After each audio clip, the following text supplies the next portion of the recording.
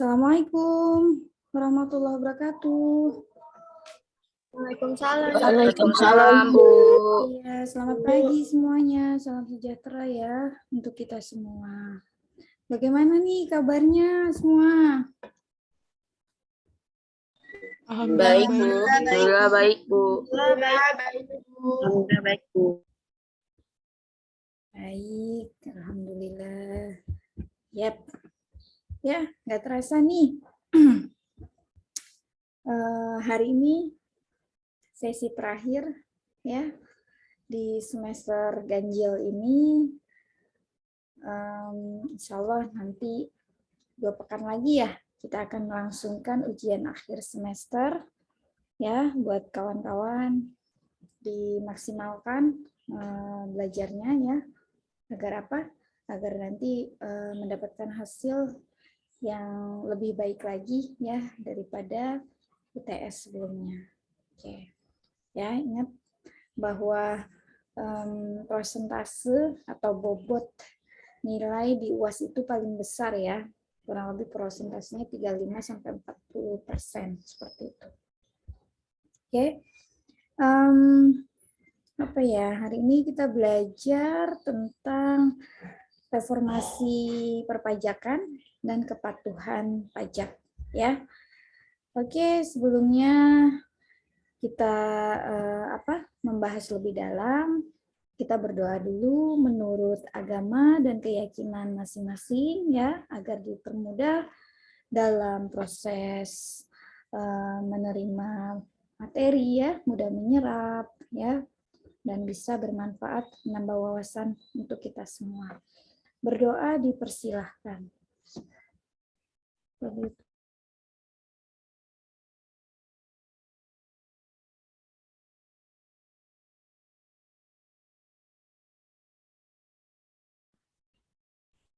Selesai? Baik. Sebelumnya Ibu mohon izin dulu ya, mau share screen. Oke. Nah, bagaimana? Apakah sudah muncul di layarnya teman-teman semua? Muncul, Bu. Oke, Sudah muncul, Bu. Siap. Oke, nah, kita bahas pagi ini ya. Bismillah. Oke, ini adalah materi terakhir di pertemuan kita ya, di materi pengantar perpajakan. Nah, kita lihat di sini bahwa Indonesia mengalami perubahan ya, atau reformasi di bidang perpajakan. Oke, nah seperti apa perubahannya ya? Nah, terjadinya reformasi pajak ini pastinya nanti akan menjadi sebuah tujuan yang baik guna meningkatkan kepatuhan wajib pajaknya. Seperti itu ya. Pada pagi hari ini kita akan membahas tentang perjalanan reformasi undang-undang ya, terus reformasi struktur, reformasi budaya ya, serta kepatuhan perpajakannya. Oke. Nah, kita akan menjabarkan satu persatu. Teman-teman, kawan-kawan mahasiswa, siap semuanya kita bahas? Seperti apa perjalanannya? Siap, Bu. Oke, baik. Terima kasih. Ya. Nah, jadi kalau kita lihat tujuan ya, diadakannya sebuah reformasi yang pasti Indonesia berbenah untuk memperkuat penerimaan negara ya. Karena penerimaan negara ini ya, penerimaan negara yang memadai itu diperlukan untuk menopang APBN yang sehat dan berkelanjutan. Nah, pajak ini ya merupakan penopang utama penerimaan negara. Ya, reformasi perpajakan sudah makin mendesak untuk menciptakan sistem pajak yang adil, sehat, dan efisien. Oke. Nah, sehingga ya pemerintah merumuskan ya reformasi perpajakan agar sistem perpajakan di Indonesia lebih efisien dan efektif. Nah, kemarin sudah terbukti kan, udah lahirnya Undang-Undang HPP ya, sebagaimana menggantikan Undang-Undang Cipta Kerja ya, yang dahulu sebelumnya adalah Undang-Undang Undang-Undang mulai dari KUP ya, KUP, PPH, PPN, terus kemudian penagihan pajak dengan surat paksa, ya Undang-Undang Pajak Daerah dan Retribusi Daerah, ya dan lain sebagainya. Nah, jadi kalau kita ilustrasikan bahwa reformasi pajak itu sama seperti kita sedang bermain Lego, menyusun sebuah Lego ya. Nah, jadi main Lego kan awalnya berantakan, tidak teratur ya. Masing-masing memiliki bentuk ya. Kemudian disusun kembali agar menjadi lebih kokoh dan teratur. Nah, jadi kalau diilustrasikan seperti itu. Oke. Nah, salah satunya adalah diadakannya reformasi pajak ya. Ini membuat perjalanan panjang menuju ideal. Ya, saya ambil nih dari MK ya, Media Keuangan. Ini realisasi APBN 2021 ya, per Mei. Teman-teman bisa lihat bahwa pendapatan negara itu kurang lebih ada 726,4 triliun ya. Kemudian diikuti dengan belanja negara, yaitu ada 945,7 triliun. Ya, terus ada keseimbangan primer, ya, terus surplus defisit anggaran, ya, serta ada pembiayaan anggaran. Nah, jadi di masa pandemi ya, kita tahun 2021 kan masih di masih di era pandemi ya. Semua orang pasti ingin sehat, betul kan? Nah, berbagai cara dan usaha pun ditempuh masyarakat untuk mempertahankan kesehatan, mulai dari olahraga, makan makanan bergizi, ya, mengonsumsi suplemen dan sebagainya. Nah, itu adalah semua upaya ya ditempuh agar kesehatan yang ideal dapat diraih.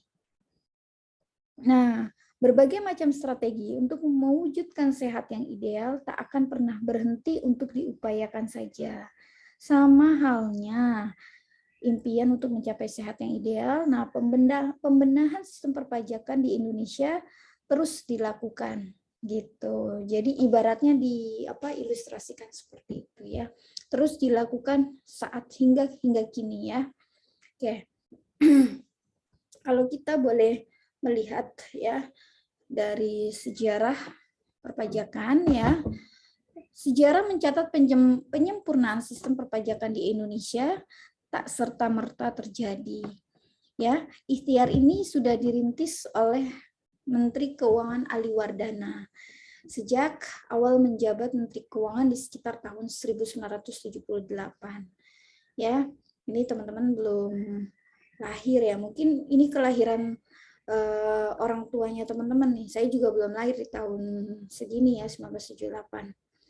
Nah, pada tahun 1983, Menkyu Ali berhasil merampungkan sistem perpajakan baru yang lebih sederhana dan lebih meningkatkan peran serta masyarakat. Nah, jadi mulai tahun 83 ini ya, sistem pemungutan pajak di Indonesia ya menjadi self-assessment. Jadi wajib pajak diminta untuk menghitung pajaknya sendiri ya.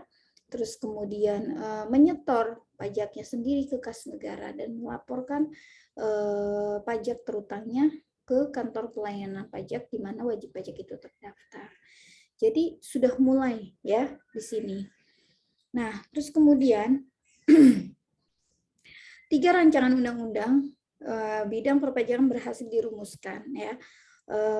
Kemarin itu ada RUU KUP ya kan, RUU PPH dan RUU PPN. Setelahnya reformasi perpajakan terus bergulir. Nah, sampai kemarin kan tax amnesty jilid kedua ya, sudah nanti diterapkan di tahun 2022 ya, awal tahun Januari. Terus pajak karbon ya nanti diterapkan juga, terus kenaikan dari tarif PPN ya kan. Terus kemudian lapisan penghasilan tidak kena pajak ya. Terus mengalami sebuah reformasi perpajakan seperti itu. Nah, jadi ya kalau kita lihat itu masih belum idealnya perolehan penerimaan negara melalui sektor pajak ya, terus mendorong pemerintah melakukan perbaikan di segala lini. Ya, baru-baru ini pemerintah mengusulkan pembahasan bersama DPR RI ya mengenai RUU KUP. Nah, ini sebelumnya ya. Nah, dengan diajukannya proposal perubahan undang-undang tersebut, pemerintah memandang reformasi perpajakan sudah makin mendesak untuk dilakukan agar sistem pajak yang adil, sehat, dan efisien segera terwujud. Ya, sehat dalam hal ini berarti efektif sebagai instrumen kebijakan, optimal sebagai sumber pendapatan, serta adiktif ya dengan perubahan struktur dan dinamika perekonomian. Sementara adil berarti memberi kepastian perlakuan pemajakan, mendorong kepatuhan sukarela wajib pajak, dan menciptakan keseimbangan beban pajak antar kelompok pendapatan dan antar sektor. Nah, jadi materi revisi Undang-Undang KUP disampaikan pemerintah melengkapi jalan panjang dan berbagai langkah reformasi yang telah dilakukan sebelumnya. Oke. Nah, jadi tadi intro dulu ya, sebagai pengantar perjalanan panjang reformasi pajak di Indonesia. Ini saya buat highlight ya, pencapaian atau highlight capaian perjalanan panjang reformasi perpajakan. Oke, di sini diawali ya, tadi kan digaungkan mulai dari tahun 83 ya, sistem perpajakan dari official assessment menjadi sistem self assessment ya. Terus 2001 amandemen beberapa undang-undang perpajakan ya. Terus kemudian 2002 sampai 2008 itu ada reformasi perpajakan, difokuskan pada perbaikan SDM, organisasi dan proses bisnis. Ya. Nah, terus tahun 2008 awal ya, itu Sunset Policy ya. Adanya Sunset Policy itu diimplementasikan ya. Terus kemudian ada penambahan wajib pajak kurang lebih ada 5 juta sekian ya, wajib pajak baru, dan kurang lebih 800 ribuan ya SPT tahunan itu disampaikan. Dan penerimaan pajak mencapai 7,46 triliun. Ini merupakan angka yang fantastis tuh waktu di awal di tahun 2008 tersebut ya. Nah, kemudian di tahun 2008 kan lahir tuh Undang-Undang PPH ya. Undang-Undang PPH, terus sebelum tahun 2008 lahir lagi Undang-Undang KUP ya kan, perubahan ya KUP. Nah, terus di tahun 2008 hingga 2016 ya, fokus pada kemudahan berusaha atau business friendly disebutnya ya. Kenaikan PTKP yang tadinya 15.840.000 ya pada tahun 2009 hingga 54 juta per tahun pada tahun 2016. Itu merupakan lonjakan yang luar biasa ya untuk kenaikan penghasilan tidak kena pajak. Nah, terus kemudian penurunan tarif PPh badan ya di awal tahun 2007 deh kalau nggak salah ya, apa 2008 Ibu lupa. Penurunan tarif PPh badan dari 30% menjadi 25%. Oh iya benar 2010. Ya. Jadi tahun 2008 itu tarif PPh badan adalah 30%. Nah, terus kemudian di tahun 2010 itu turun menjadi 25% sampai dengan tahun 2019 sebelum kita COVID ya. 2019 karena tahun 2020 nanti ada penurunan tarif PPh badan ya. Nah, terus kemudian penurunan PPh final ya 1% untuk UMKM pada tahun 2013 menjadi 0,5% pada tahun 2018 ya. Terus kemudian ada penyesuaian batas peredaran usaha pengusaha kena pajak ya dari 600 juta setahun menjadi 4,8 miliar pada tahun 2014 ya, pada saat PPh final UMKM itu yang 1% itu digaungkan ya. Terus ada perubahan PKP juga, perubahan penyesuaian peredaran usaha pengusaha kena pajak ya. Terus kemudian pengalihan PBB ya sektor perkotaan dan pedesaan kepada pemerintah daerah, kemudian perbaikan administrasi melalui sistem online. Nah, di sini muncul mulai namanya e-registration ya, e-billing dan e-filing seperti itu, e-filing ya.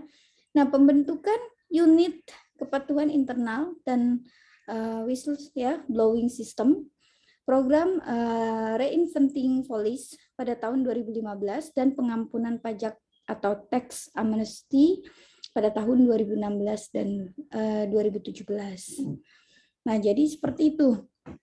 Nah, kemudian di tahun 2015 adanya peningkatan jumlah penyampaian SPT tahunan secara online ya, yang telah mencapai lebih dari 82% dari total seluruh SPT tahunan pada tahun 2015.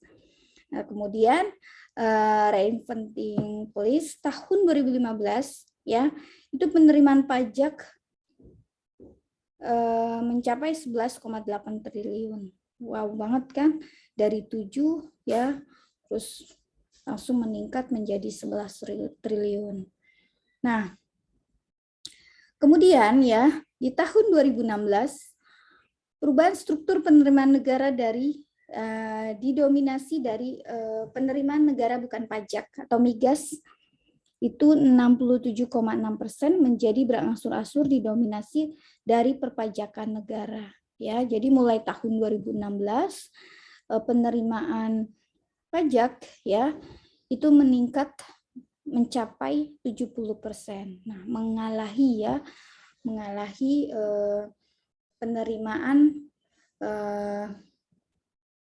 negara bukan pajak atau migas di sini ya.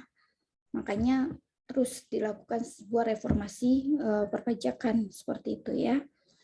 Oke, nah terus kemudian di 2016 ya program pengampunan pajak atau yang dikenal dengan tax amnesty ya tahun 2016 sampai dengan 2017 ya itu didapatkan ya ada deklarasi harta ya itu kurang lebih 4.884 triliun atau 39,3% dari PDB ya, pendapatan domestik bruto. Nah, terus total uang tebusan itu mencapai 114,54 triliun atau setara dengan 0,92% dari PDB ya. Nah, disinilah mulai tingkat kepatuhan penyampaian SPT tahunan wajib pajak mencapai lebih dari 91% pasca tax amnesty terlaksana, diimplementasikan gitu. Ya, jadi harapan dari negara ya bahwa target ya yang ditetapkan oleh Kementerian Keuangan ya dalam hal ini DJP untuk merealisasikan perpajakan ya penerimaan pajak terus kemudian kepatuhan pajak, kepatuhan wajib pajak itu nyaris terrealisasi dengan baik ya, cukup efektif ya, artinya seperti itu 91% pasca tax amnesty, artinya berhasil tax amnesty ini diimplementasikan di Indonesia. Oke. Nah, kemudian di tahun 2018 ya, perubahan skema tax holiday pada tahun 2018 telah memunculkan rencana investasi dalam jumlah yang cukup besar, yaitu 1.278 triliun. pada tahun 2018 dan 2019 di berbagai sektor industri prioritas yang tersebar di seluruh wilayah Indonesia dengan investor yang berasal dari berbagai negara. Nah, ini kan waktu itu diusulkan namun dihapus seperti itu. Ya. Nah, selanjutnya di tahun 2020 nih ya. Tahun 2020 kita mengalami sebuah fenomena yang membuat membuat kita memiliki kehidupan baru ya, terus beradaptasi dengan lingkungan dan lain sebagainya. Ya, di tahun 2020 peningkatan indikator paying taxes ya dalam peringkat easy of doing business Indonesia dari peringkat 148 pada tahun 2016 menjadi 81 pada tahun 2020. Oke. Jadi walau di masa pandemi ya Indonesia berhasil juga ya mengalami sebuah peningkatan indikator paying taxes, jadi pembayaran pajak ya, karena di masa pandemi kan banyak kebijakan ya, terutama kebijakan insentif diberikan oleh pemerintah ya, terus relaksasi perpajakan ya diberikan juga, terus kemudian mulai dari penurunan tarif ya kan, terus menjadi PPh pasal 21 ditanggung pemerintah ya kan, mendapatkan sebuah insentif juga gitu. Jadi walaupun itu terjadi ya, kebijakan insentif dikeluarkan, terus relaksasi pajak diberikan kepada masyarakat seluruh Indonesia ya, itu tidak tidak menjadikan negara kita gagal gitu dalam proses penerimaan pajaknya, justru malah meningkatkan pembayaran pajaknya seperti itu di tahun 2020. Oke, nah sekarang 2021 mungkin kalau teman-teman baca media online ya, beberapa minggu inilah ada penerimaan pajak di beberapa KPP ya, kantor pelayanan pajak di Indonesia sudah mencapai target 100%. Bahkan kemarin ya DJP mengumumkan target realisasi penerimaan negara dari pajak ya itu sudah mencapai 100%. Wow banget kan? Artinya apa? Biar kita di masa sulit tapi wajib pajak tetap melakukan administrasi perpajakannya dengan baik, taat dan patuh seperti itu ya.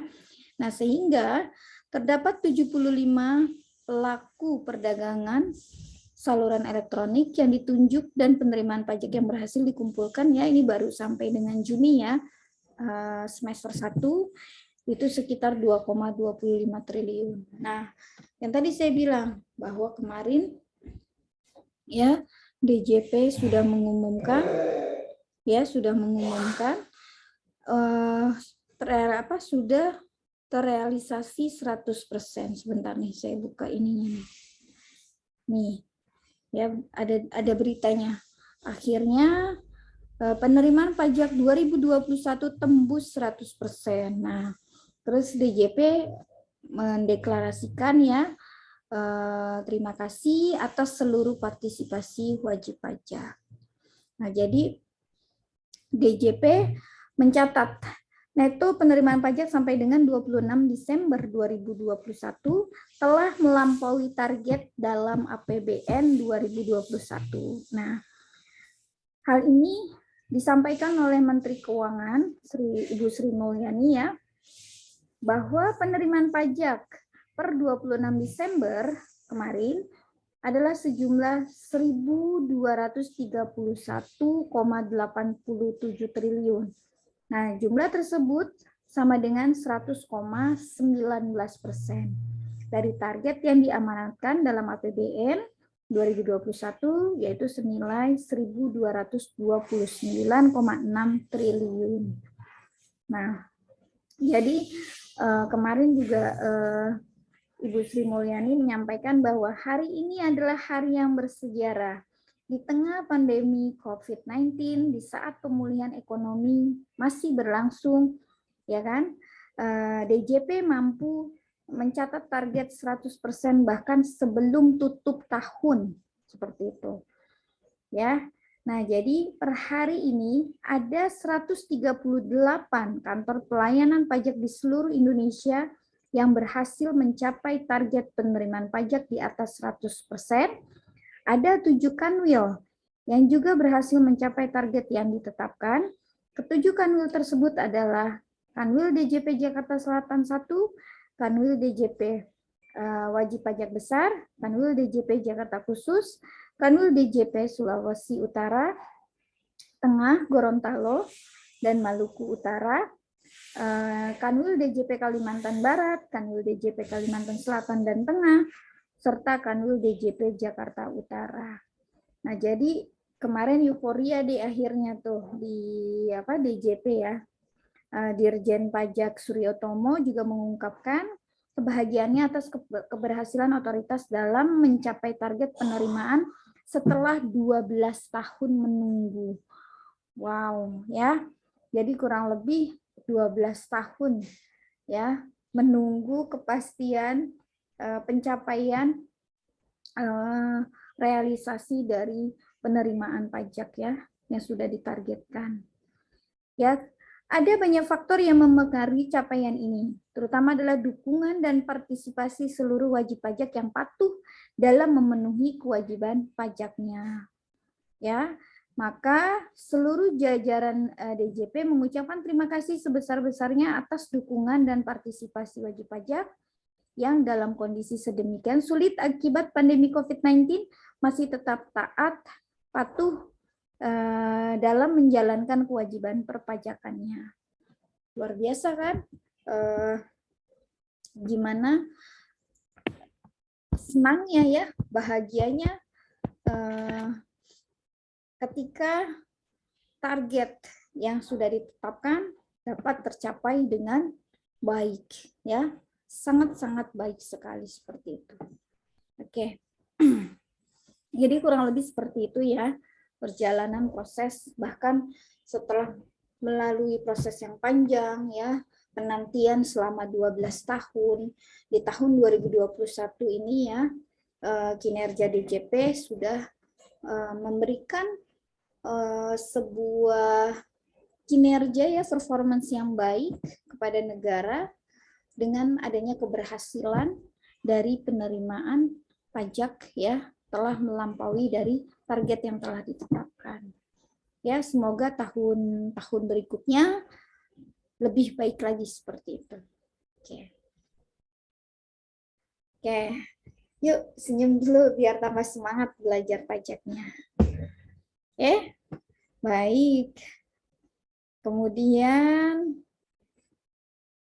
nah, bagaimana dengan kepatuhan pajak di Indonesia? Karena tadi ya, tujuan reformasi perpajakan ini ya salah satunya adalah meningkatkan kepatuhan wajib pajak ya.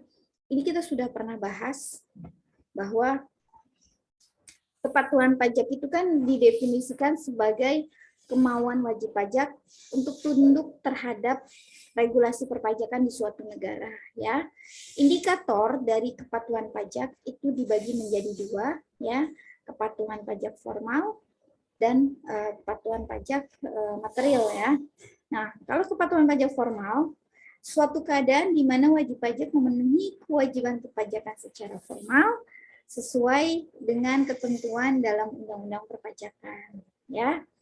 Nah, sedangkan kepatuhan pajak material ya adalah suatu keadaan di mana wajib pajak secara substantif ya memenuhi semua ketentuan material perpajakan, yaitu seusai isi ya dan jiwa undang-undangnya sesuai isi dan jiwa undang-undangan perpajakan yang juga meliputi kepatuhan formal.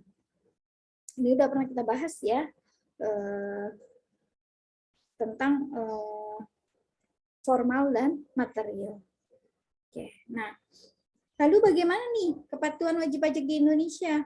Kalau kita bisa melihat di sini ya, cara menghitung rasio kepatuhan formal penyampaian SPT tahunan, kita lihat rumusnya ya adalah realisasi penyampaian SPT tahunan dibagi dengan jumlah wajib pajak,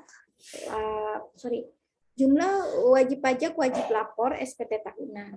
Ini saya ambil dari sumber DJP ya tahun 2000 sampai dengan tahun 2018 nih 5 tahun kurang lebih seperti ini rasio kepatuhan kita meningkat ya enggak dari 2014 ya dari 5,9,12 di tahun 2015 mengalami sebuah peningkatan ya 60,42%. Terus kemudian di tahun 2016 walaupun tidak terlalu besar tapi mengalami peningkatan sebesar 60,75%. Nah, kemudian di tahun 2017 ya meningkat lagi menjadi 72,58%. Di tahun 2008 menurun ya 70,44%. Nah, 2019 2020 meningkat tadi ya kurang lebih mencapai 91%. Seperti itu ya. Oke. Nah, inilah yang dimaksud dengan perkembangan rasio penyampaian SPT PPh orang pribadi dan badan. Oke. Nah, terus kemudian ya, bagaimana ketentuan penyampaian SPT dalam rangka meningkatkan kepatuhan pajak yang saat ini berlaku di Indonesia? Kita bisa lihat ya, ada dasar hukumnya yaitu diatur di dalam PMK nomor 9 ya tahun 2018 tentang perubahan atas peraturan Menteri Keuangan ya nomor 243 tahun 2014 tentang SPT. Nah, terus kemudian ada peraturan Dirjen Pajak ya Per 2 tahun 2019 tentang cara penyampaian, penerimaan dan pengolahan surat pemberitahuan atau SPT. Oke. Nah, jadi kurang lebih seperti itu ya. Oke, nanti nih teman-teman kalau menyusun skripsi biasanya variabel Y-nya ya meningkatkan kepatuhan pajak, biasanya seperti itu ya, atau dalam upaya meningkatkan kepatuhan pajak, atau bisa juga dalam upaya meningkatkan penerimaan pajak, seperti itu. Oke, nah terus kemudian ya di dalam kepatuhan pajak ya merupakan suatu iklim kepatuhan dan kesadaran pemenuhan kewajiban perpajakan yang tercermin dalam situasi di mana ya wajib pajak paham atau berusaha untuk memahami semua ketentuan peraturan perundang-undangan perpajakan. Ya, terus mengisi formulir pajak dengan lengkap dan jelas, menghitung jumlah pajak yang terutang dengan benar dan membayar pajak yang terutang tepat pada waktunya. Oke. Nah, ini ya iklim kepatuhan dan kesadaran guna dalam memenuhi kewajiban perpajakan. Situasinya seperti ini maksudnya. Oke, atau indikatornya. Nah, terus kemudian ya, benar ya ini. Oke. Nah, kriteria wajib pajak patuh seperti apa sih gitu kan? Nah, jadi kalau kita lihat kriterianya itu yang pertama nih, ya tepat waktu dalam menyampaikan SPT tahunan dalam 2 tahun terakhir. Oke. Nah, dalam tahun terakhir penyampaian SPT masa yang terlambat tidak lebih dari 3 masa pajak untuk setiap jenis pajak dan tidak berturut-turut. Oke. Nah, kemudian SPT masa yang terlambat disampaikan tidak lewat dari batas waktu penyampaian SPT masa pajak berikutnya. Tidak mempunyai tunggakan pajak untuk semua jenis pajak ya, kecuali telah memperoleh izin untuk mengangsur atau menunda pembayaran pajak dan tidak termasuk tunggakan pajak sehubungan dengan STP yang diterbitkan untuk 2 masa pajak terakhir. Lalu tidak pernah dijatuhi hukuman karena melakukan tindakan pidana di bidang perpajakan dalam jangka waktu 10 tahun terakhir, dan wajib pajak yang laporan keuangannya telah diaudit oleh akuntan publik dengan laporan keuangannya tidak diaudit. Oke. Nah, jadi ada sebuah kriteria wajib pajak dikatakan patuh. Ya, indikatornya adalah seperti yang tadi saya sebutkan. Oke. Nah, kemudian ya, oke. Ini ada double. Nah, nih. Tadi ya, kepatuhan pajak ada formal dan material, ya. Tadi udah saya sebutkan ya. Kalau formal, keadaan di mana wajib pajak memenuhi kewajiban perpajakannya secara formal sesuai dengan ketentuan Undang-Undang Perpajakan. Contohnya, penyampaian SPT tahunan paling lambat 3 bulan setelah berakhir tahun pajak ya. Ini untuk orang pribadi ya, biasanya adalah 31 Maret dan wajib pajak menyampaikan sebelum batas waktu tersebut. Oke, kalau badan itu adalah 4 bulan setelah berakhirnya tahun pajak atau 30 April, seperti itu ya. Nah, sedangkan kepatuhan material, suatu keadaan di mana wajib pajak secara substantif ya memenuhi semua ketentuan material perpajakan, yakni sesuai isi dan jiwa Undang-Undang Perpajakan.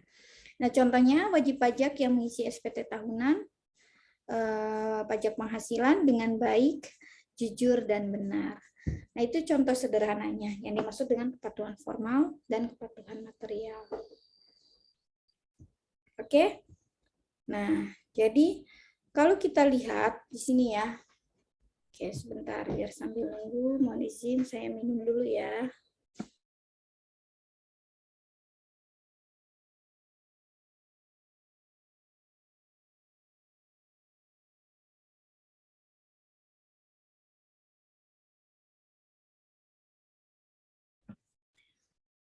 Oke, nah jadi intinya adalah kepatuhan perpajakan itu dipengaruhi oleh beberapa faktor. Yang pertama tarif pajak, betul kan? Tarif pajak kan selalu mengalami perubahan ya, terutama untuk tarif PPh badan ya kan, terus tarif PPh final yang UMKM itu dari 1% menjadi 0,5%. PPh badan demikian. Tadi ya, dari 30% turun menjadi 25%, turun lagi menjadi 22%.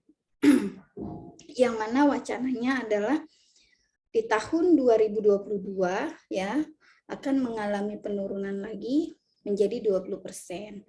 Namun pada saat Undang-Undang Harmonisasi Peraturan Perpajakan disahkan, ya itu tidak jadi turun karena alasan tertentu seperti itu ya, sebagaimana yang sudah dideklarasikan oleh Menteri Keuangan kita. Nah, kemudian kondisi sistem administrasi perpajakan. Nah, di dalam sistem administrasi perpajakan Indonesia mengalami sebuah perubahan ya, modernisasi administrasi perpajakan. Yang tadinya manual sekarang sudah menggunakan secara elektronik ya kan. Jadi semuanya berdasarkan diberi kemudahan.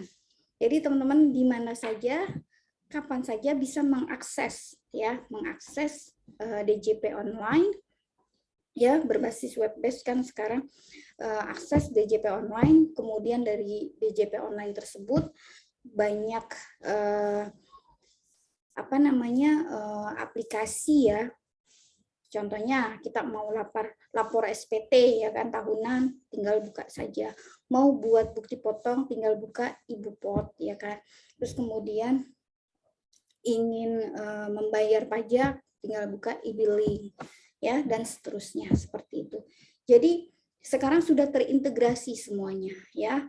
Terus kemudian dengan sistem ya, semuanya sudah baik lah kalau dikategorikan ya, di range ya, itu sudah baik kondisi sistem administrasi perpajakan kita dari sebelumnya ya hingga saat ini gitu. Nah, terus kemudian penegakan hukum di perpajakan. Ini juga sama ya, sudah baik, sudah hukum-hukumnya ya, sanksi-sanksinya ditegakkan dengan baik seperti itu. Ya. Terus kemudian pemeriksaan pajak ya, pemeriksaan pajak juga, pemeriksaan pajak ini dilakukan tujuannya adalah untuk menguji kepatuhan ya dari wajib pajak tersebut ya. Apakah sudah benar penghitungan pajaknya gitu kan? Apakah pengisian SPT-nya sudah betul, tidak ada yang salah sesuai dengan poinnya dan lampirannya seperti itu ya. Nih ya, salah satu indikator ya, atau beberapa faktor ya yang mempengaruhi kepatuhan perpajakan di Indonesia. Oke. Nah, jadi ya. Oke, nah.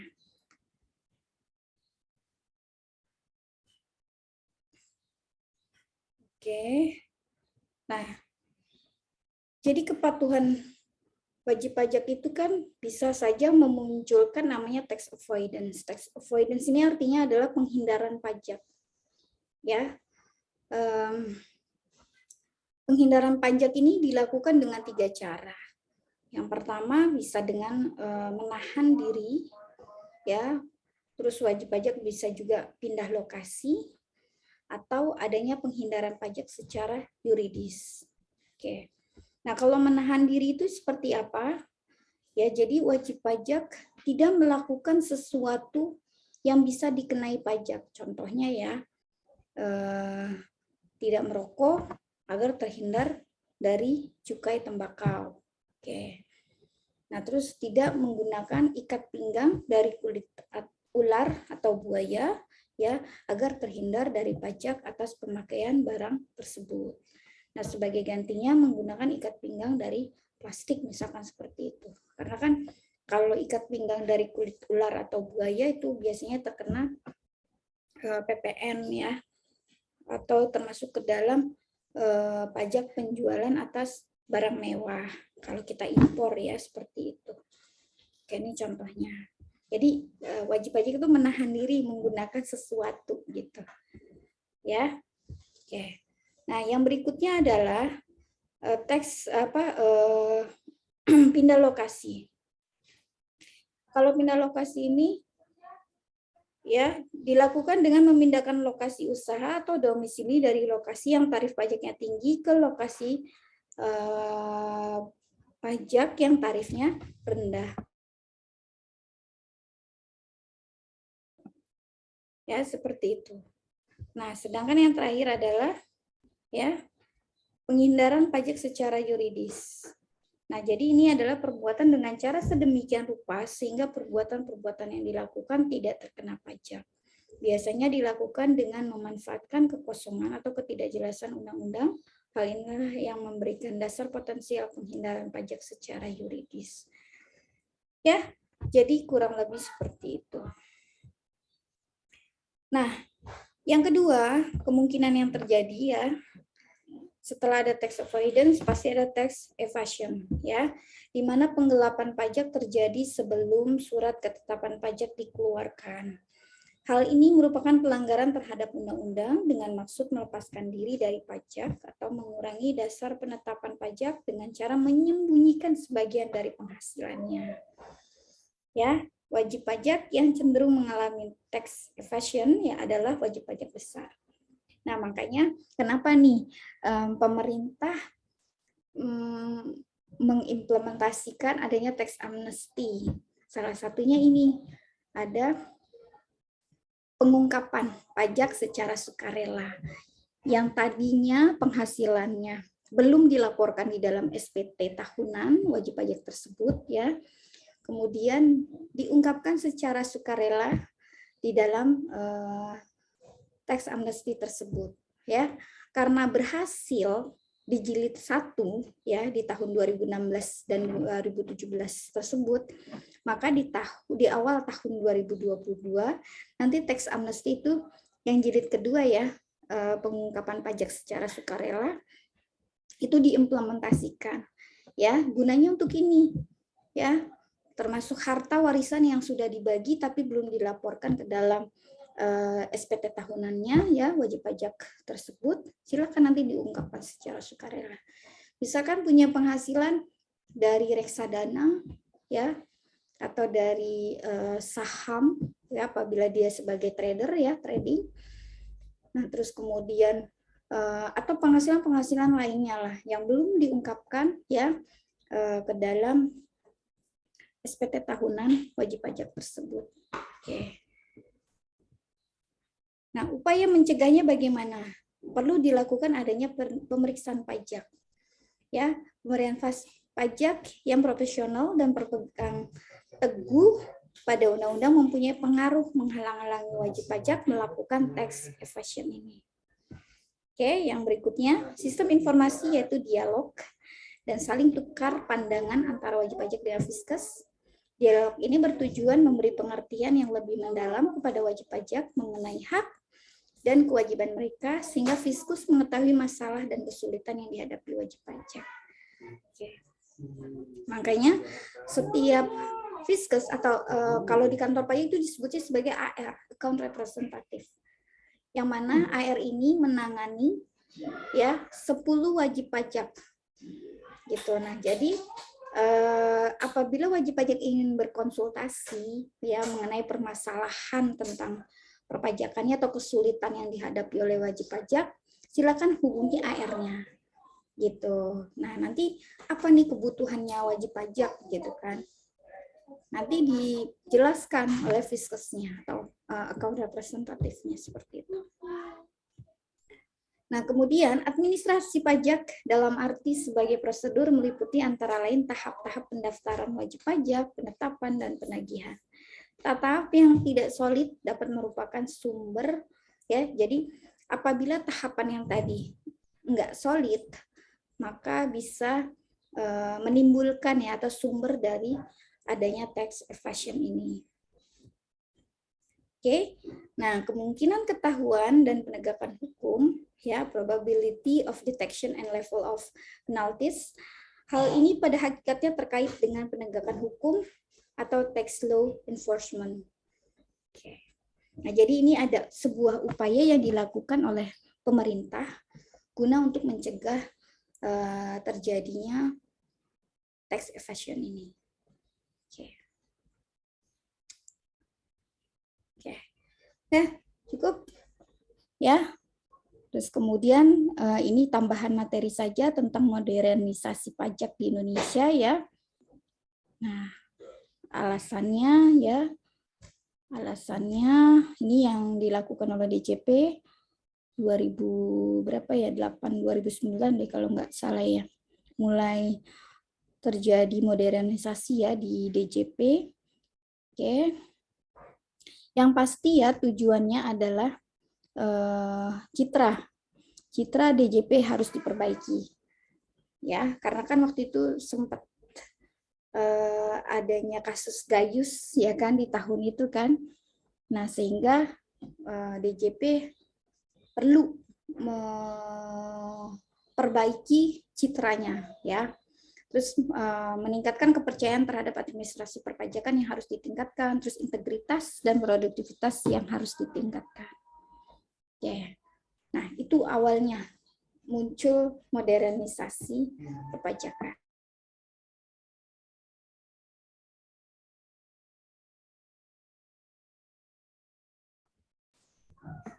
Oke. Nah, ya, nanti ada konsep dan tujuannya.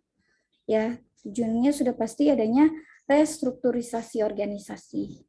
Ya, ada penyempurnaan proses bisnis melalui pemanfaatan teknologi komunikasi dan informasi serta penyempurnaan manajemen.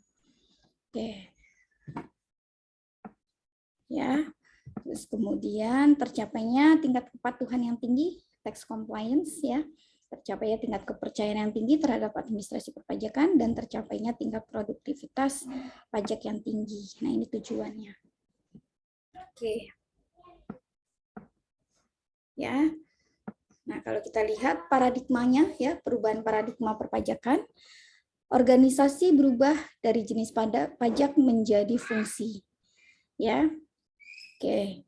Sistem dan proses kerjanya berubah yang dari manual menjadi sistem semuanya. Oke, yang ISPT ya kan, e-filing ya. Kemudian e-billing ya, e-registration seperti itu.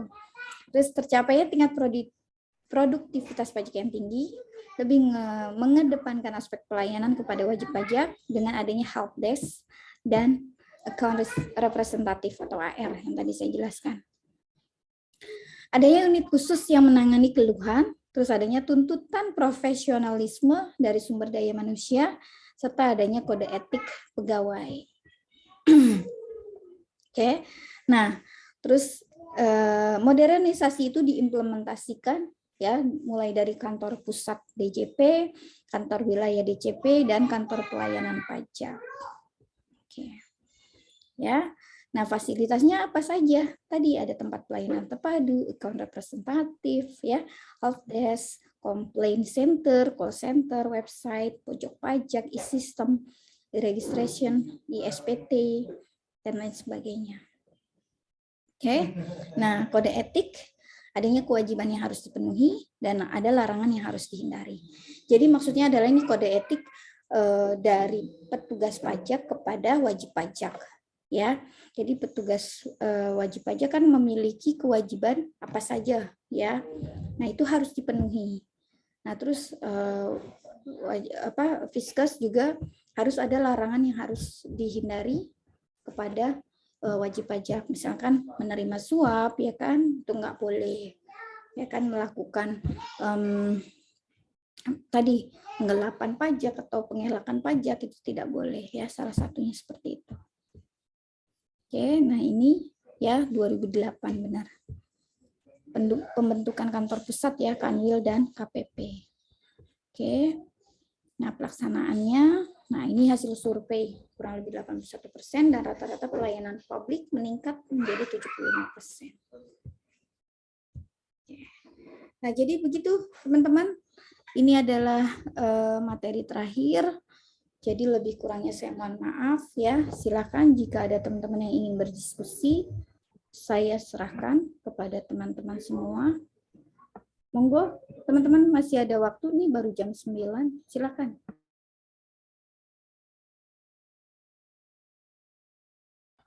Silakan teman-teman.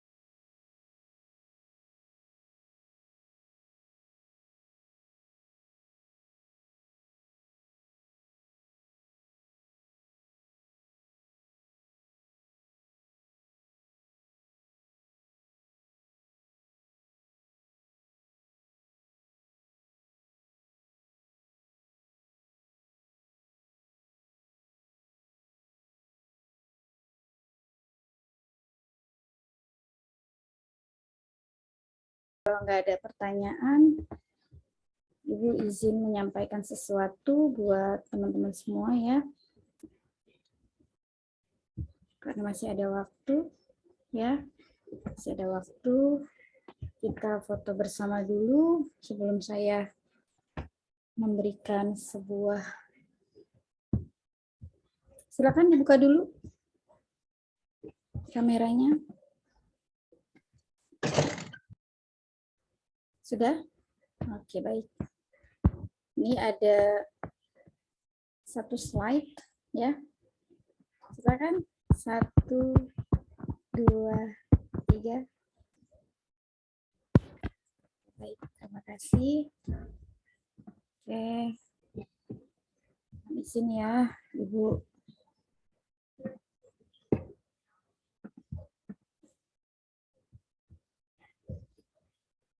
Izin share screen.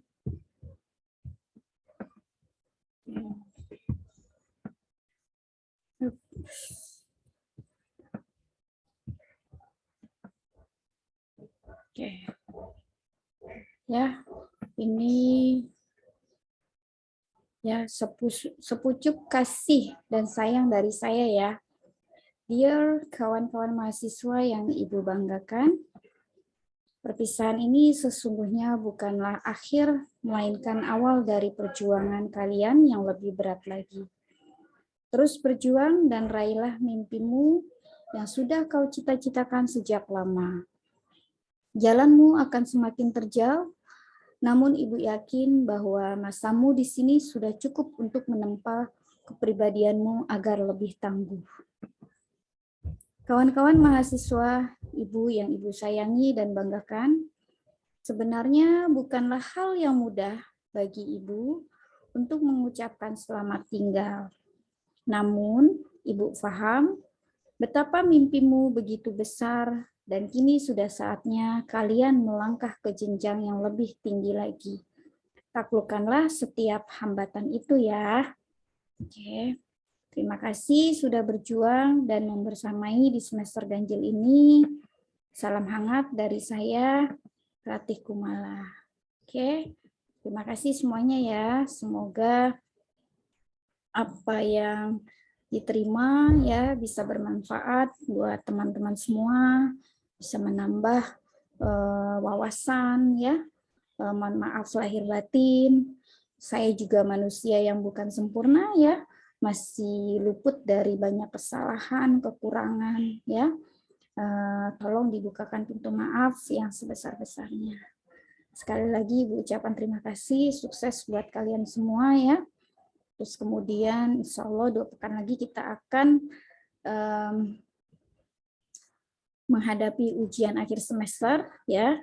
Kisi-kisinya kurang lebih sama seperti yang sudah Ibu berikan ya. Terus kemudian sebagai materi akhir ya. Nanti ada tugas seperti biasa teman-teman merisam dari pertemuan keberapa ya? Terakhir itu ya. Ya, tugas risam pokoknya dari pertemuan 8 berarti ya, dari pertemuan 8 sampai pertemuan hari ini. Ya, nanti di-upload ke dalam SSO, terus kemudian batasnya adalah sepekan ya dari hari ini atau hari Senin sebelum pukul 12 malam.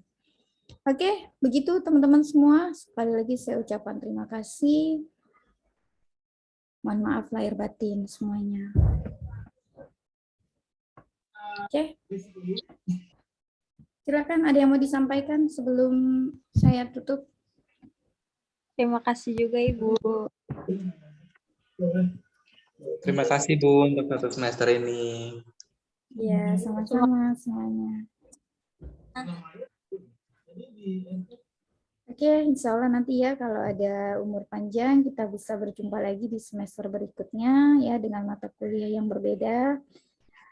Harapan saya teman-teman makin semangat belajarnya ya. Mudah-mudahan tahun depan kita sudah bisa bertatap muka ya langsung. Kita lihat kondisi lah. Mudah-mudahan nih varian yang Omikron ini tidak begitu ini ya menyebar maksudnya. Tidak ya harapannya cukuplah maksudnya. Jangan terjadi lagi tren tinggi lagi seperti yang varian Delta 6 bulan yang lalu ya, Juni, Juli, Agustus itu ya kan luar biasa. Gitu, mudah-mudahan tidak seperti itu varian yang ini, yang Omikron ya. Jadi semester depan kita bisa berjumpa secara darat ya, kita bisa kopi darat, kopdar di kampus nanti. Oke, cukup ya. Terima kasih teman-teman semua, sukses buat kalian semua ya, sukses juga buat saya juga ya. Oke, insya Allah nanti kisi-kisi UAS ya nggak jauh beda lah pokoknya. tentang apa yang sudah kita pernah bahas ya. Kita belajar dari sesi 8 setelah UTS lah pokoknya ya, setelah UTS sampai dengan pertemuan hari ini. Ya. Oke, mohon izin sekali lagi saya ucapkan terima kasih, mohon maaf lahir batin. Salam buat orang tua semuanya ya. Sukses buat teman-teman semuanya. See you on the top. Oke, terima kasih. Ibu. Iya. Terima kasih banyak Ibu. Terima kasih banyak Ibu. Ya, buat Grasil masih ada nggak ya? Nggak ada ya? Hadir Bu. Oh iya, Grasil makasih juga sudah membantu saya dalam proses KBM di semester ini ya. Terima kasih sudah berjalan tertib semuanya ya, teman-temannya juga. Ini luar biasa nih, ketua kelas ya kan. Oke, ada yang mau disampaikan? Terima kasih Bu buat setiap setiap pelajaran yang Bu, saya selalu ya Bu. Sama-sama. Iya, semua juga harus sehat-sehat ya. Sehat, bahagia, karena circle ya, terutama circle kita. Circle kita kalau lingkungan kita baik, insya Allah kitanya juga ikut baik ya. Makanya cari lingkungan yang positif vibes ya, seperti itu. Ya, biar apa? Biar kitanya juga baik, ikutan baik, ya kan?